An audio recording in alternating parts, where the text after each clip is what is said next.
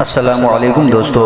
حضرت مولانا فضل الرحمان 21 اگست 1953 عیسوی بروز جمعۃ المبارک عید الاضحیٰ کے دن مبارک دن کو پیدا ہوئے۔ ابتدائی تعلیم کا آغاز اپنے گھر سے کیا اور گاؤں کے اسکول سے پرائمری پاس کرنے کے بعد ملتان کا رخ کیا۔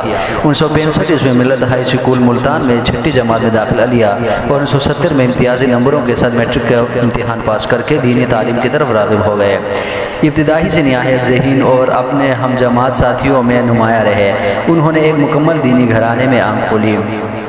انہوں نے 1972 عیسوی میں نوعمری کے دوران پہلا حج کیا۔ اسی سال دارالعلوم حقانیہ کوڑا خٹک میں داخلہ لیا اور 1979 میں فارغ التحصیل ہوئے۔ دارالعلوم حقانیہ کے تمام فضلاء میں صرف قائد جمعیت کو یہ اعزاز حاصل ہے کہ حضرت شیخ مولانا عبدالحق رحمہ اللہ نے اپنے سر پر باندھی ہوئی دستار خود اپنے ہاتھ سے اٹھا کر قائد محترم کے سر پر رکھ دی، اور بچپن میں والی بال کے بہترین کھلاڑی تھے۔ شعر و شاعری سے ان کو حد درجہ لگاؤ ہے اور خود بھی بعض اوقات اردو شاعری کرتے ہیں۔ ان کے والد مفتی محمود صاحب بھی فارسی اور عربی کے اچھے شاعر تھے۔ شاعروں میں علامہ محمد اقبال کی شاعری کے ساتھ ساتھ فیض احمد فیض کے شاعروں کو پسند کرتے ہیں۔ وہ اپنے والد صاحب سے بہت متاثر ہیں۔ ہر ایک کو اپنی دلیل سے متاثر کرنے والی اس شخصیت کا سیاست سے دلچسپی خاندانی ہے۔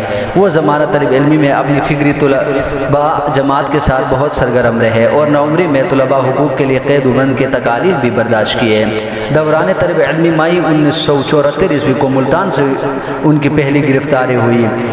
پھر مارچ 1977 عیسوی میں تحریک نظام مصطفیٰ کے دوران انہوں نے طالب علم ہونے کے باوجود پشاور میں جلسے کی قیادت کی۔ اسی دوران پولیس نے ان کو جلسے کو گھیرے میں لیا اور سخت مزاحمت کے باوجود گرفتار کر کے لے گئے۔ اسی گرفتاری کے دوران انہوں نے مارکس اور لینن کے فلسفے کا مکمل مطالعہ کیا اور قید خانے میں موجود سوشلزم اور کمیونزم کے حامیوں کے ساتھ بحث میں حصہ لے کر ان کے دان کھٹے کر دیے۔ 1979 عیسوی میں وہ تعلیم سے فارغ ہو کر درس و تدریس میں مشغول ہوئے اور اگلے سال 14 اکتوبر 1980 عیسوی میں وہ اپنے عظیم والد مولانا مفتی محمود کے انتقال کے باعث ناقابل تلافی صدمے سے دوچار ہوئے۔ ان دنوں مولانا فضل الرحمان ڈیرہ اسماعیل خان جیل میں جنرل ضیاء الحق کی امریت کو للکارنے کی سزا کاٹ رہے تھے اور وہ اس بات سے غافل تھے کہ جمعیت علماء اسلام کی ذمہ داری ان کے ناتواں کندھوں پر آن پڑی ہے۔ جب مولانا کے ایک رفیق نے جیل میں ملاقات کر کے بتا دیا کہ آج کے بعد آپ جمعیت علماء اسلام کے جنرل سیکرٹری ہیں، تو مولانا کی آنکھیں نم ہو۔ عظیم جماعت کو سہارا دینے کے لیے پہاڑ جیسے حوصلے کی ضرورت ہے، جبکہ میرے والد کی دنیا سے رخصتی کے زخم ابھی تازہ ہیں، اوپر سے گھریلو ذمہ داری بھی مجھ پر ہے۔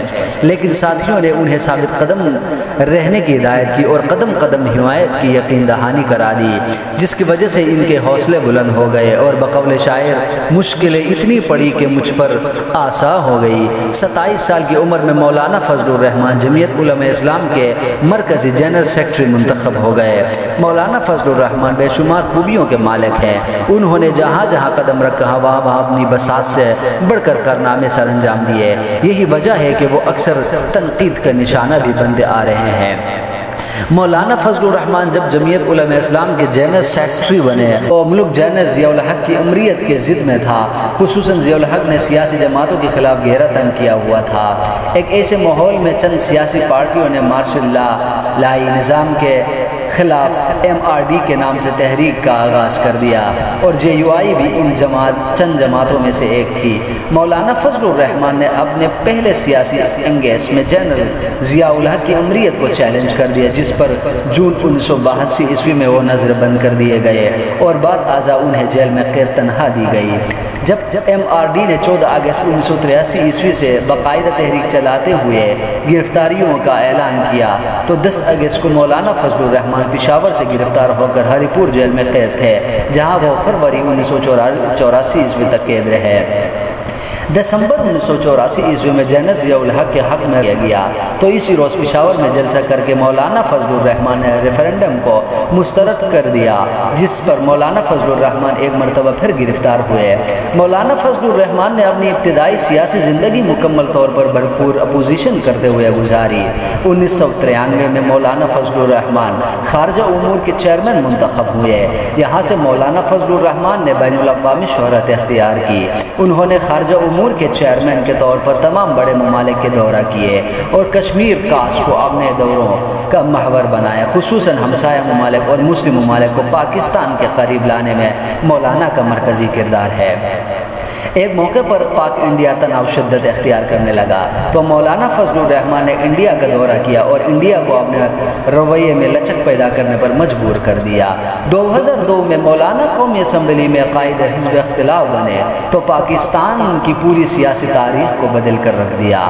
مولانا کی ذہانت پر تبصرہ کرتے ہوئے مغرب کی نمائندگی کرنے والا ادارہ BBC اپنی رپورٹ میں کہتا ہے کہ مولانا بیک وقت 5 رنگین گیندیں ہوا میں اچھلنے کے ماہر ہیں، جبکہ 2005 میں ایشین سروے رپورٹ نے مولانا فضل الرحمان کو پاکستان کا پہلا، ایشیا کے 5واں اور دنیا کا 19واں ذہین ترین سیاستدان قرار دے دیا۔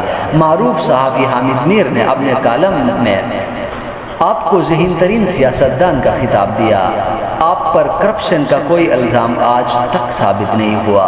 آپ کے مخالفین جن کے دماغ دلائل سے خالی ہوتے ہیں آپ کو ڈیزل کہہ کر پکارتے ہیں، جبکہ ڈیزل کا الزام اور پھر اس سے بری ہونا یہ سب الزامیوں کی پیدائش سے پہلے ہو چکے ہیں۔